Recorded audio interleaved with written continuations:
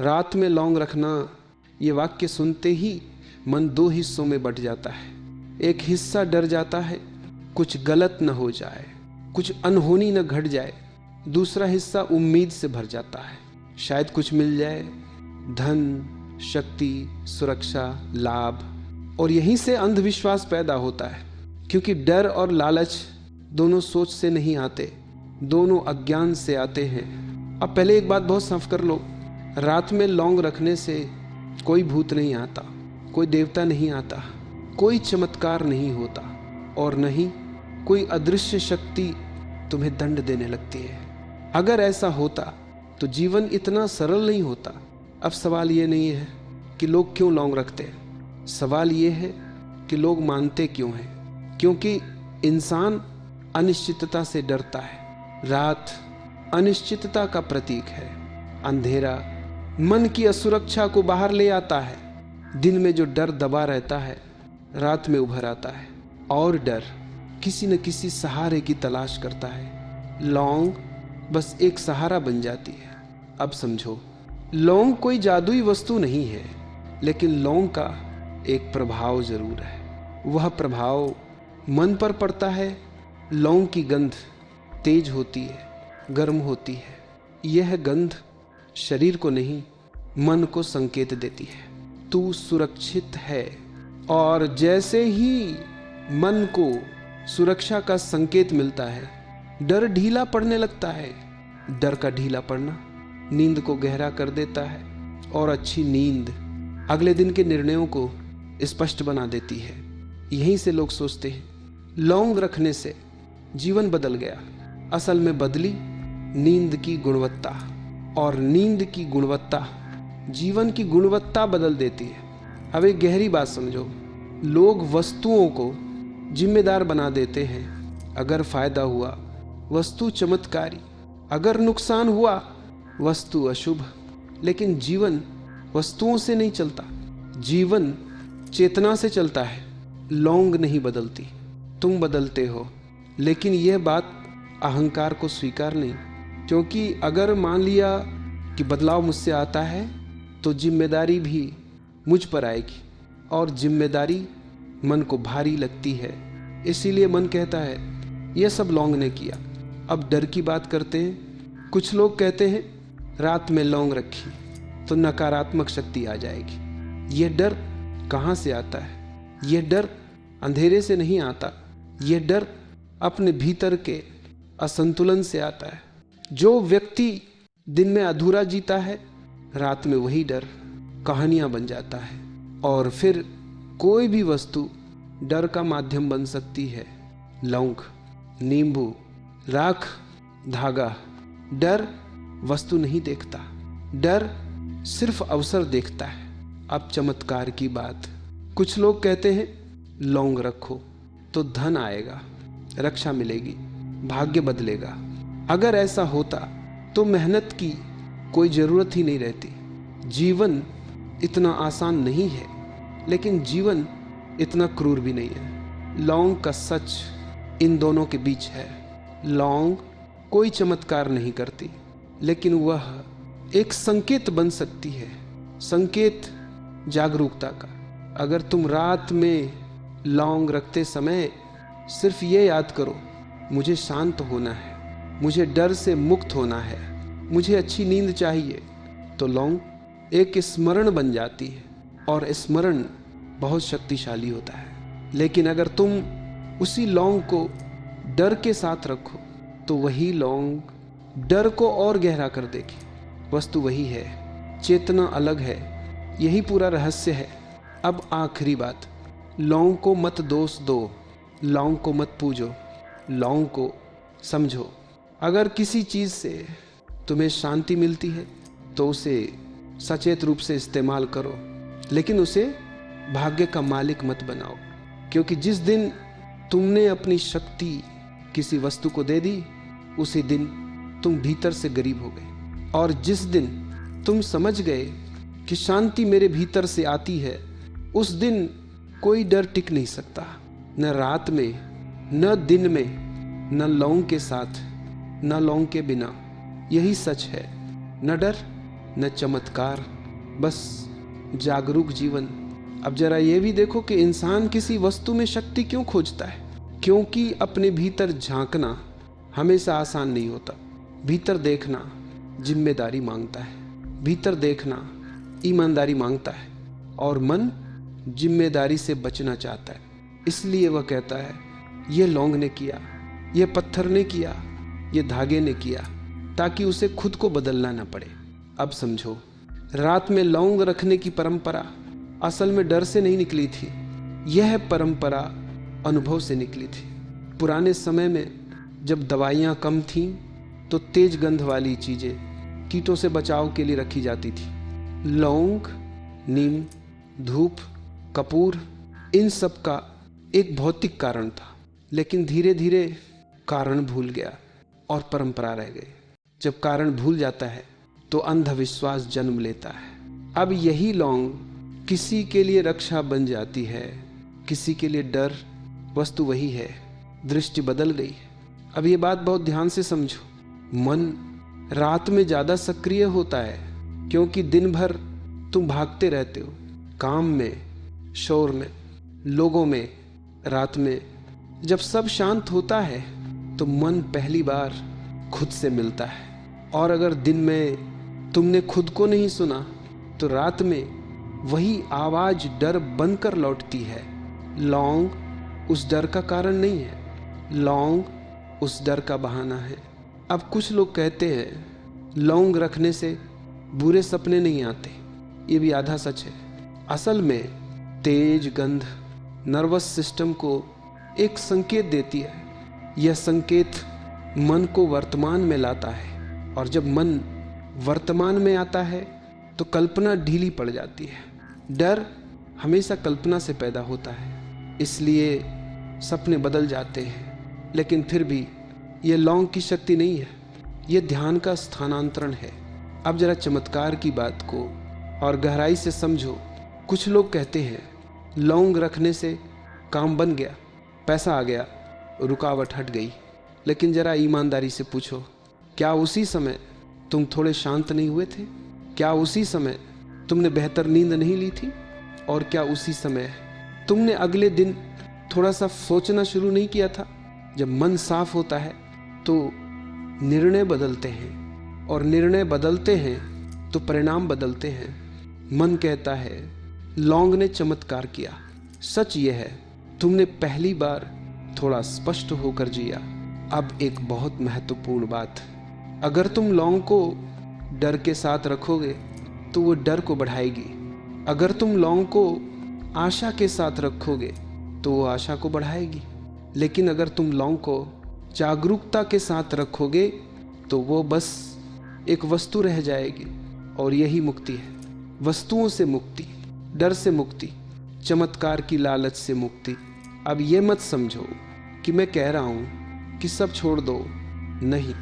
अगर कोई चीज़ तुम्हें शांत करती है तो उसे रखो, लेकिन ये मत मानो कि शांति उस चीज़ से आती है। शांति तुमसे आती है। लौंग सिर्फ याद दिलाती है, और याद दिलाना कोई बुरी बात नहीं है। बुरी बात तब होती है जब याद दिलाने वाली चीज़ मालिक बन जाती है। अब आखिरी और सबसे गहरी बात इस हिस्से की, डर हमेशा भविष्य में होता है, चमत्कार हमेशा भविष्य में होता है, लेकिन जीवन हमेशा अभी में होता है। अगर तुम रात में सोते समय बस इतना कर लो, एक सांस लो, अपने शरीर को महसूस करो, अपने मन को देखो, तो ना लौंग की ज़रूरत है, न डर की, न चमत्कार की। लेकिन अगर लौंग तुम्हें यह करने में मदद करे तो ठीक है, उसे साधन रहने दो, सहारा मत बना दो। क्योंकि सहारे आदत बन जाते हैं और आदतें बंधन बन जाती हैं। जागरूकता कभी बंधन नहीं बनती, वह मुक्ति बनती है। और जब यह समझ तुम्हारे भीतर उतर जाती है तो न रात डराती है, न अंधेरा, न कोई वस्तु। तब तुम जानते हो रहस्य बाहर नहीं है, रहस्य मेरे भीतर है। और यही ओशो की दृष्टि है, यही सच का रास्ता है। अब जरा ये भी देखो कि जब इंसान किसी वस्तु को शक्ति दे देता है तो उसके साथ एक और चीज जुड़ जाती है, निर्भरता। आज लौंग, कल कोई और चीज, और धीरे धीरे मन ये मान लेता है कि मेरे भीतर कुछ कमी है जिसे बाहर से पूरा करना पड़ेगा। यहीं से असली समस्या शुरू होती है, क्योंकि जिस दिन तुमने मान लिया कि शांति, सुरक्षा या सौभाग्य बाहर की किसी चीज से आता है, उसी दिन तुम अपने ही केंद्र से दूर चले गए। लौंग यहाँ सिर्फ एक उदाहरण है। मुद्दा लौंग नहीं है, मुद्दा है केंद्र का खो जाना। अब समझो, रात में डर क्यों बढ़ जाता है? क्योंकि रात में तुम्हारे पास भागने की जगह नहीं होती। दिन में तुम काम में भागते हो, लोगों में भागते हो, शोर में भागते हो। रात में भागने की सारी राहें बंद हो जाती हैं और तब मन पहली बार खुद से आमने सामने होता है। अगर दिन में तुमने अपने मन को सुना नहीं तो रात में वह चिल्लाने लगता है। लौंग उस चिल्लाहट को दबाने का एक छोटा सा उपाय बन जाती है, लेकिन दबाना समाधान नहीं होता। दबाया हुआ डर और गहरा हो जाता है। अब एक और बात समझो, कुछ लोग कहते हैं लौंग रखने से नकारात्मक ऊर्जा नहीं आती। ये भाषा ही गलत है। ऊर्जा नकारात्मक या सकारात्मक नहीं होती। ऊर्जा बस ऊर्जा होती है। नकारात्मक और सकारात्मक मन की व्याख्याएं हैं। अगर तुम्हारा मन भय में है तो हर चीज नकारात्मक लगेगी। अगर तुम्हारा मन शांत है तो वही चीज तटस्थ या सहज लगेगी। इसलिए सवाल ये नहीं है कि लौंग ऊर्जा रोकती है या नहीं, सवाल ये है तुम्हारा मन किस अवस्था में है। अब एक बहुत सूक्ष्म बात, जब तुम किसी वस्तु को रात में रखते हो और मन ही मन कहते हो अब मैं सुरक्षित हूं, तो तुम असल में अपने ही मन को एक आदेश दे रहे होते हो।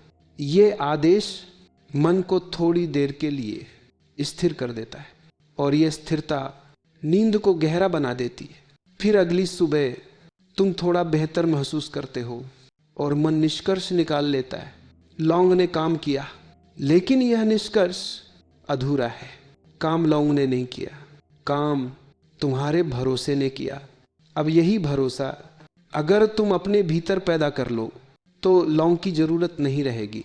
लेकिन मन आसान रास्ता चुनता है।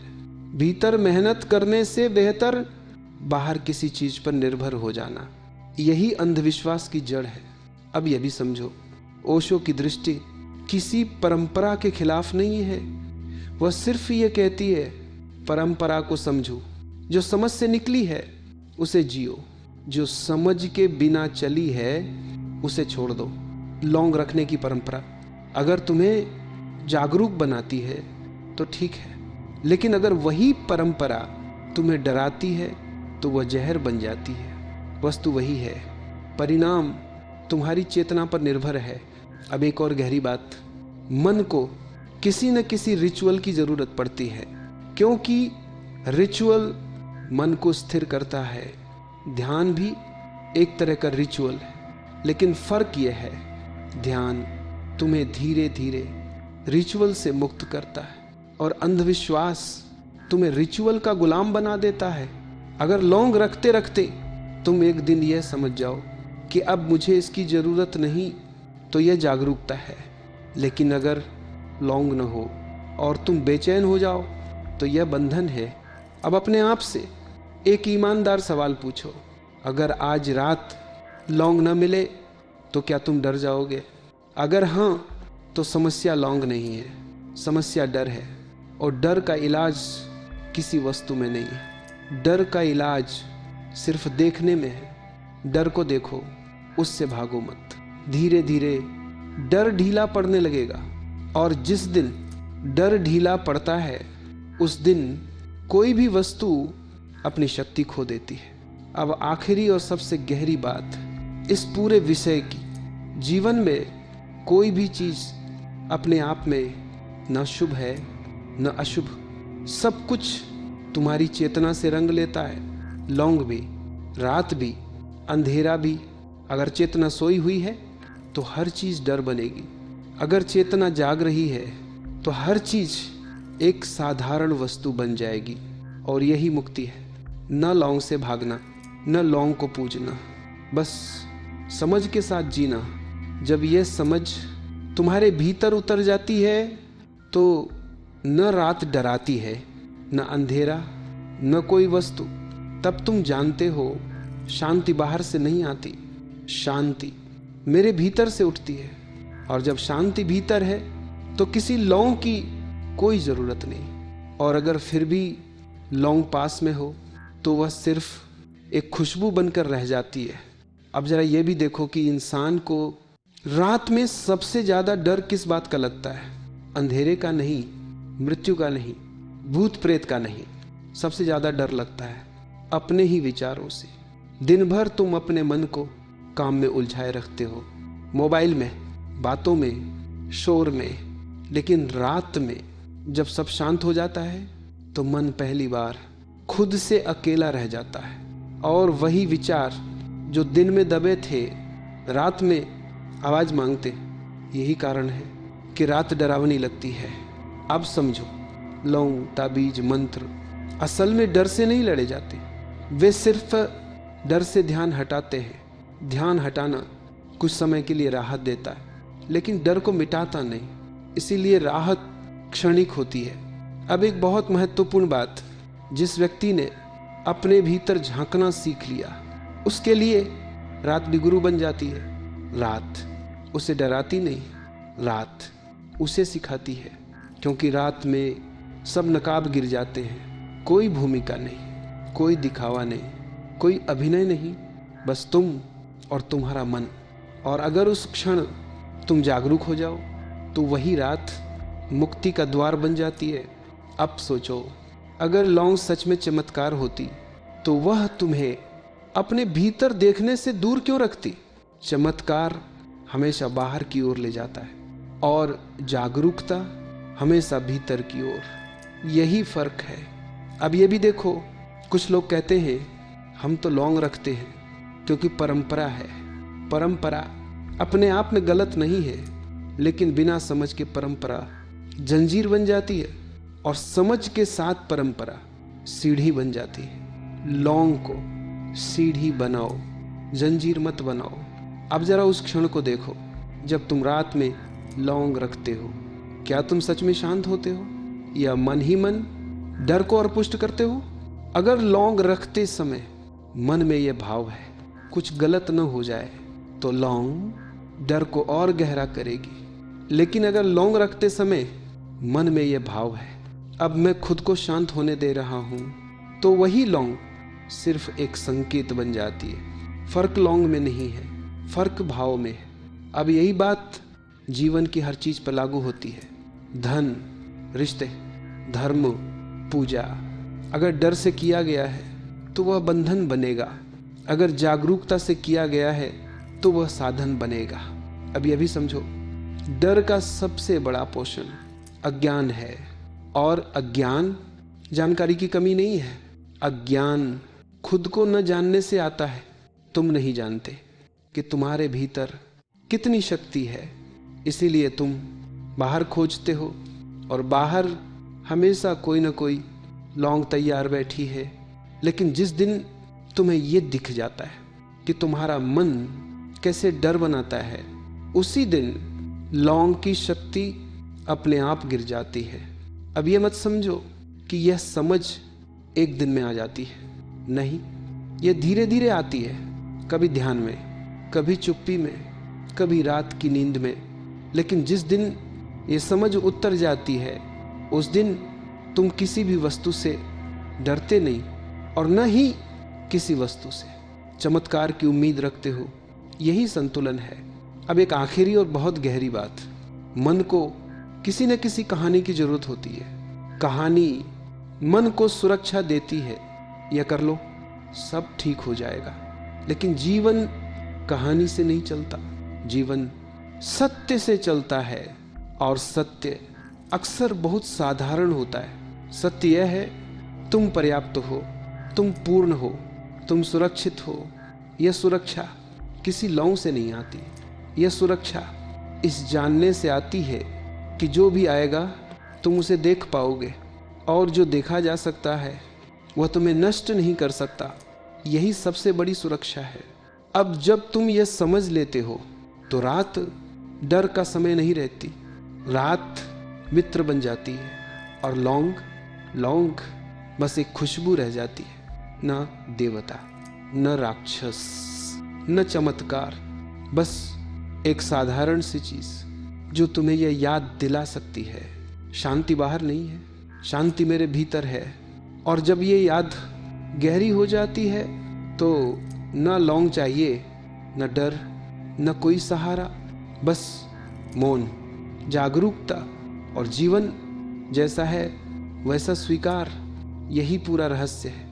अब जरा ये भी समझो कि डर और चमत्कार असल में एक ही सिक्के के दो पहलू हैं। डर कहता है कुछ गलत हो जाएगा, चमत्कार कहता है कुछ असाधारण हो जाएगा, लेकिन दोनों ही वर्तमान से दूर ले जाते हैं। डर भविष्य में ले जाता है, चमत्कार भी भविष्य में ले जाता है। और जो व्यक्ति वर्तमान में नहीं है वह सच्चाई में नहीं है। लौंग हो, मंत्र हो, ताबीज हो या कोई भी प्रतीक, जैसे ही तुम उससे भविष्य की उम्मीद या भय जोड़ते हो तुम वर्तमान से कट जाते हो, और यहीं से अंधविश्वास की जड़ शुरू होती है।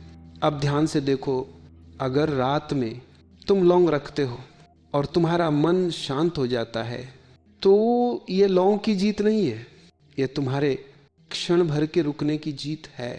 तुमने पहली बार सोने से पहले थोड़ा ठहरना सीखा, थोड़ा सांस लेना सीखा, थोड़ा महसूस करना सीखा। लौंग सिर्फ एक बहाना बन गई। अब ये बहाना अगर तुम्हें जागरूकता तक ले जाए तो वह उपयोगी है, लेकिन अगर वही बहाना तुम्हें निर्भर बना दे तो वह जहर बन जाता है। यही फर्क है साधन और बंधन में। अब एक और बहुत गहरी बात, मन हमेशा नियंत्रण चाहता है। रात में नियंत्रण ढीला पड़ता है, नींद में तुम्हारा नियंत्रण नहीं चलता, इसलिए मन कोई ना कोई प्रतीक पकड़ लेता है ताकि उसे लगे अब भी कुछ मेरे हाथ में है। लौंग वो झूठा नियंत्रण बन जाती है। लेकिन जीवन नियंत्रण से नहीं चलता, जीवन समर्पण से चलता है। और समर्पण मतलब हार मान लेना नहीं, समर्पण मतलब यह समझ लेना है कि सब कुछ मेरे हिसाब से नहीं चलेगा। और यह समझ डर को मार देती है, क्योंकि डर हमेशा इसी भ्रम से पैदा होता है कि सब कुछ मुझे ही संभालना है। अब जरा यह भी देखो, जब तुम रात में डरते हो तो डर किसी घटना से नहीं होता, डर एक कल्पना से होता है, और कल्पना हमेशा अतीत और भविष्य से बनती है। वर्तमान में डर नहीं होता। इसलिए जो व्यक्ति वर्तमान में टिकना सीख लेता है उसके लिए रात भी उतनी ही साधारण होती है जितनी दिन। लौंग अगर तुम्हें वर्तमान में लाती है तो वह ठीक है, लेकिन अगर वह तुम्हें कल्पना में ले जाती है, अगर न रखी तो क्या होगा, तो वह हानिकारक है। अब अपने आप से एक ईमानदार प्रश्न पूछो, क्या मैं लौंग इसलिए रख रहा हूँ क्योंकि मुझे शांति मिलती है, या इसलिए रख रहा हूँ क्योंकि मुझे डर है कि न रखी तो कुछ हो जाएगा? यही प्रश्न तुम्हें सच्चाई तक ले जाएगा। अगर उत्तर डर है तो लौंग को दोष मत दो, डर को देखो। डर को देखने से डर कमजोर पड़ता है, और कमजोर डर किसी भी वस्तु को शक्ति नहीं दे पाता। अब एक और सूक्ष्म परत, ओशो की दृष्टि में कोई भी रिचुअल तभी तक ठीक है जब तक वह तुम्हें अपने प्रति सजग बनाता है। जैसे ही रिचुअल तुम्हें मशीन बना देता है वह ध्यान नहीं रहता, वह आदत बन जाता है, और आदत हमेशा अचेतन होती है। अचेतन जीवन सबसे बड़ा अंधविश्वास है। लौंग रखते रखते अगर तुम भूल गए कि तुम क्यों रख रहे हो तो तुम जागरूक नहीं रहे, अब तुम सिर्फ दोहरा रहे हो। और दोहराव नींद है, जागरूकता दोहराव नहीं करती, वह हर पल नया देखती है। अब एक और गहरी बात, रात में डर असल में मृत्यु का डर है, लेकिन मृत्यु का डर मरने का डर नहीं है। मृत्यु का डर नियंत्रण खोने का डर है। नींद छोटी मृत्यु है। इसलिए मन डरता है, और जब तुम ये समझ लेते हो तो रात एक प्रयोग बन जाती है। हर रात तुम यह अभ्यास कर सकते हो, नियंत्रण छोड़ने का, सोच छोड़ने का, अपने आप को अज्ञात में सौंपने का। अगर तुम यह कर लो तो कोई लौंग, कोई ताबीज कभी जरूरी नहीं रहेगा। अब ये मत समझो कि मैं कह रहा हूं कि सब लोग तुरंत ये कर पाएंगे। नहीं, डर पुराना है, आदतें पुरानी है, लेकिन समझ धीरे धीरे उतरती है। और जैसे जैसे समझ उतरती है, वस्तुएं अपनी शक्ति खोने लगती है। Is the beater.